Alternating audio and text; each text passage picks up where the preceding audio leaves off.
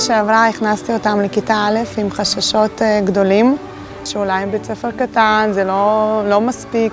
ומהר מאוד כשנכנסתי לבית ספר התחלתי להבין שהגענו למקום הכי טוב שיכולתי לבחור לילדים שלי. השיח האישי שכל מחנכת ומחנכת מקיימת עם הילד, מה שלומך? איך עבר היום? אחרי שבת, איך היה השבת? מה עשית? המורה שלי שהייתה לי, היא הייתה כמו אמא שנייה. היא עזרה לי, מה היא לא עשתה בשבילי?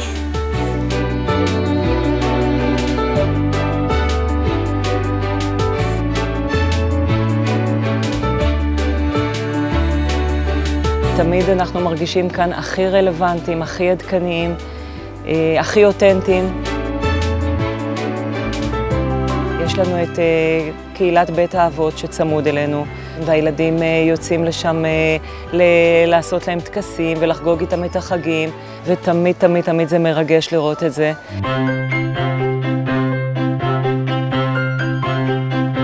החיילים והשוטרים, כמו שהם עוזרים לנו, אנחנו תורמים להם. עכשיו אנחנו תורמים להם ממתקים.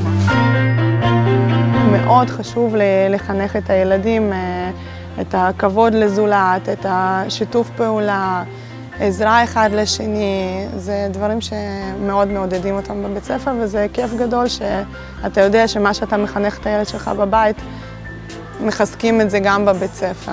מעבר למרחב הלימודי בכיתות עצמן, יש לנו שתי סביבות מוזיאליות, אחת בתחום המורשת והשנייה בתחום המדעים. לראות את הילדים לומדים במשך היום, מבחינתי זאת חוויה. הילדים עוצרים, ממש כמו במוזיאון. עם שעות יפות של חסד, והקיץ במרפסת, בית אבי חוזר אל חלומי.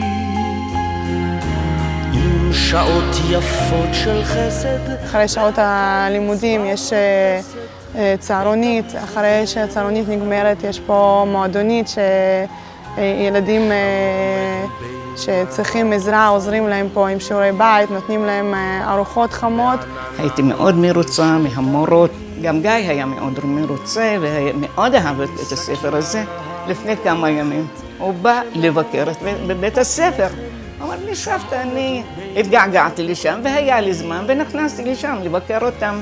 בין שקים על המדרכת שמהם הביא פת לחם. בסוף השנה אני עוזבת את הבית ספר ומה שהכי חסר לי זה המורות.